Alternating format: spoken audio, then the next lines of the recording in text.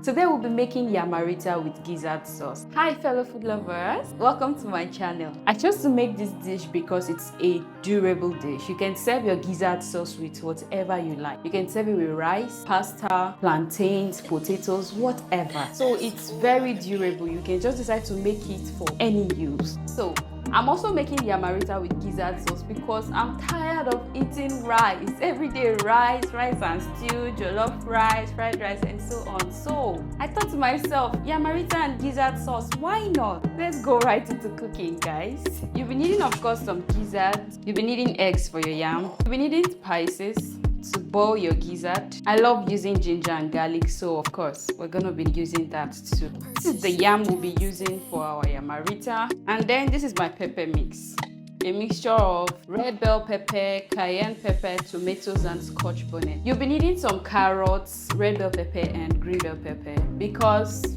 we want to eat healthy. And then, of course, seasoning cubes. So first off, we're going to cut our yam into circles. After cutting our yams into circles, we will remove the back from the yam. Next step, we are going to cut off the round edges from the yam because we want to achieve straight cut yam. And then we'll cut it into straight chunks. Once that is done, we'll place a pot on fire and then we put our yams in there. We'll add enough water and salt to cook our yam, and then we'll allow that to cook. Next step, we're going to be boiling our gizzard. So add your gizzard into your pot, add your onions, curry, thyme, seasoning cubes, ginger and garlic, everything you just want to use to boil your gizzard. Go ahead and add it there, and then add enough water to cook your gizzard. As that's cooking, we're checking our yam to see if it's done. Now that our yam is done, we'll remove it from the pot because we want it to cool down so that it can be easy to handle when we want to coat it with the egg. Now we want to chop our veggies. So we're chopping our red bell pepper, green bell pepper, carrots, and the like. Now our gizzard is ready. We'll stir that in and then we'll drop it from the heat. Now to the next step, we break some eggs into a bowl, add seasoning cubes, and then we add pepper in it because we want the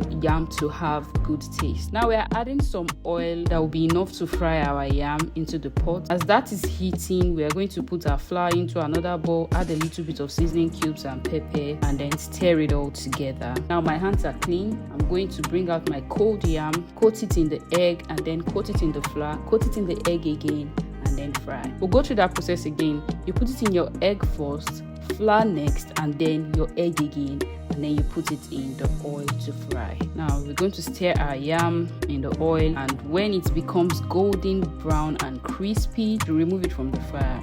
Note, we used the flour because we want our yam to be very crispy. So in the same oil, we're going to fry our gizzards. Now to make our sauce. In an empty pot, you add in some oil and then you add in some onion and allow that to cook. We want to allow that onion to cook so that it can infuse its very nice aroma into the oil, and then it will give us a tasty oil that we can use to cook our sauce. Now once the onion is well cooked, we're going to add in our pepper mix. The pepper mix I showed you earlier, the mixture of red bell pepper, cayenne pepper, tomatoes, and scotch bonnet. We're going to add it in the oil, and then we're going to add in our gizzard broth. Yeah, that's the liquid that was extracted from cooking our gizzard. We're going to add in our seasoning cubes, and then we'll allow that sauce to cook. When the oil is floating on the top like this, then your sauce is ready. The next thing we're going to add is our chopped veggies, that mixture of red bell pepper, green bell pepper, carrots, and onion. Once that is done, we're going to add our fried and chopped gizzard. I chopped the gizzard into chunky sizes because I like it that way.